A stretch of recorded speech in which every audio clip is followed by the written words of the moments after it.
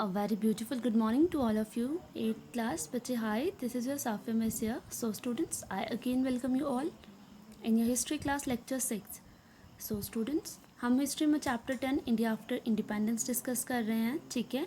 So last video lecture में हमने discuss किया था कि जो पोटी श्रीरामुलु थे, ठीक है, उन्होंने हंगर स्ट्राइक स्टार्ट की थी ताकि जो स्टेट्स हैं वो फॉर्म हो सके. वो अलग स्टेट चाहते थे, आंध्रा, ठीक है, उनकी डिमांड थी. सो बच्चे इसी पैराग्राफ को हम आगे डिस्कस करेंगे. So let's start. On 15th December 1952, 58 days into his fast, Poti Sriramulu died. As the newspaper put it, the news of the passing away of Sriramulu engulfed entire Andhra in chaos. The protests were so widespread and intense that the central government was forced to give in to the demand. Thus, on 1st of October 1953, the new state of Andhra came into being, which subsequently became Andhra Pradesh. So, students, 15th of December 1952 को 58 days हो गए थे पोटी श्रीरामुलु की hunger strike को. और जो last day था 58th वाला, उस दिन क्या हुआ, पोटी श्रीरामुलु की डेथ हो जाती है. जब ये न्यूज़पेपर में पब्लिश होती है तो लोग गुस्से में आ जाते हैं, ठीक है. वो अपना प्रोटेस्ट जो है वो और ज़्यादा बड़े लेवल पे स्टार्ट करते हैं, ठीक है.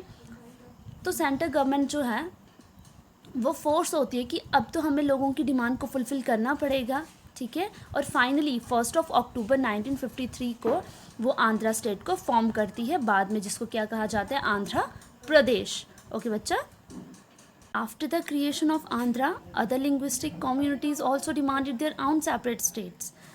A state reorganization commission was set up, which submitted its report in 1956, recommended the redrawing of district and provincial boundaries to form compact provinces of Assamese, Bengali, Oriya, Tamil, Malayalam, Kannada and Telugu speakers respectively.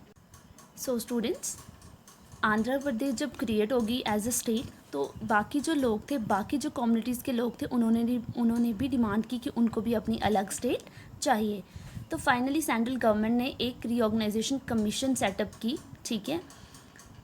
उस commission ने अपनी report submit की 1956 में, ठीक है. उन्होंने पूरा study किया कि बाउंड्रीज़ जो हैं स्टेट्स की वो कहाँ तक फैली हुई हैं और कौन कौन सी स्टेट्स को मर्ज करना है और एक स्टेट बनाना है, ठीक है.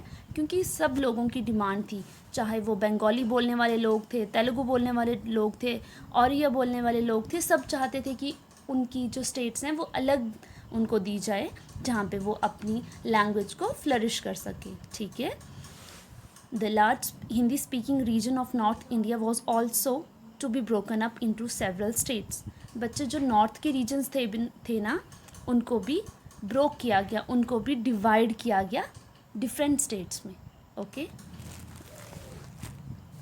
A little letter in 1960 the bilingual होता है बच्चे ऐसी स्टेट जहाँ पे 2 लैंग्वेजेस बोली जाती हों, ठीक है. Bye means 2, lingual means languages. Bilingual state of Bombay was divided into separate states for Marathi and Gujarati speakers. So बच्चे, पहले जैसे मैंने आपको बताया था प्रेसिडेंसीज थी. बॉम्बे प्रेसिडेंसी को 2 पार्ट्स में डिवाइड किया गया, मराठी एंड गुजराती, जहाँ पे मराठी बोलने वाले लोग भी रखे गए और गुजराती बोलने वाले लोग भी रखे गए. और ये कब हुआ, 1960 में बॉम्बे जो था वो 2 पार्ट्स में डिवाइड हुआ, ठीक है, 2 स्टेट्स में डिवाइड हुआ, जिसमें एक साइड महाराष्ट्र था, दूसरी साइड गुजरात था, ठीक है. महाराष्ट्र में मराठी बोलने वाले लोग थे एंड गुजरात में गुजराती स्पीकर्स थे.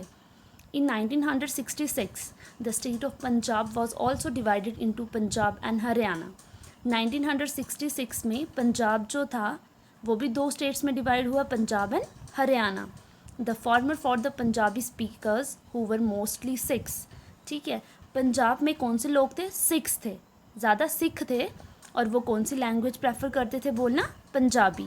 The latter for the rest, और जो हरियाणा था उसमें कौन कौन से लोग थे, हु स्पोक नॉट पंजाबी, जो पंजाबी नहीं बोलते थे बट वर्जन्स ऑफ हरियाणवी और हिंदी, जो हरियाणवी बोलते थे और हिंदी बोलते थे, उनको जो दूसरी स्टेट दी गई वो उसका क्या नाम था, हरियाणा.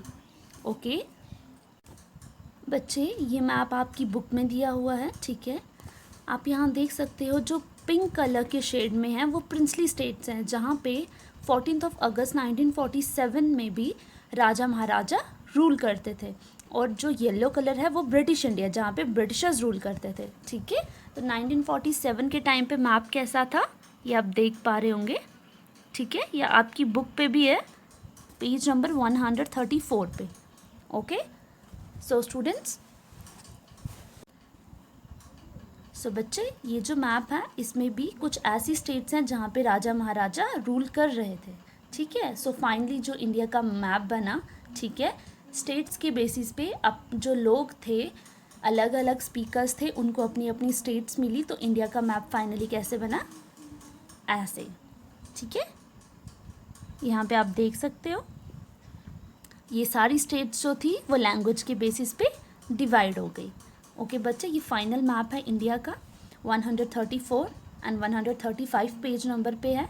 आप अच्छे से बुक की हेल्प के साथ इस मैप को स्टडी कर सकते हो कि फर्स्टली जो था 1947 में ज़्यादा से ज़्यादा जो मैप था, ज़्यादा से ज़्यादा जो स्टेट्स थी उसमें राजा महाराजाओं का रूल था। ठीक है, और वो इतनी ज़्यादा डिवाइड नहीं थी।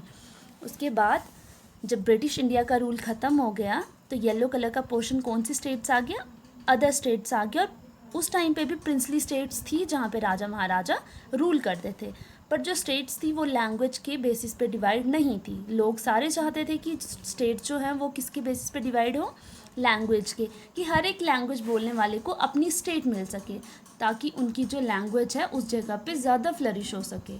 ठीक है, और फाइनली इंडिया का मैप इस तरह से बन के सामने आया। ओके बच्चा, so that's all for today. अगर आपको इस टॉपिक में कोई भी डाउट होगा तो जब आपका डाउट सेशन होगा आप अपने डाउट क्लियर कर सकते हो। Okay, thank you.